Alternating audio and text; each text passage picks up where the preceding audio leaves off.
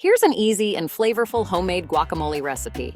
Ingredients: 3 ripe avocados, 1 small tomato diced, 1 small red onion, finely chopped, 1 jalapeno pepper, optional, finely chopped, 2 tablespoons of fresh cilantro, chopped, 1 lime, juiced, salt to taste, freshly ground black pepper, optional, and 1 clove of garlic, minced, optional. Prepare the avocados. Cut the avocados in half, remove the pit, and scoop the flesh into a mixing bowl. Use a fork to mash the avocado until you reach your preferred consistency, chunky or smooth. Mix in the ingredients. Add the diced tomato, chopped onion, jalapeno, if using, cilantro, and garlic, optional, into the avocado mixture. Season. Squeeze the lime juice over the mixture, add salt and a bit of pepper if desired. Stir to combine everything. Taste and adjust.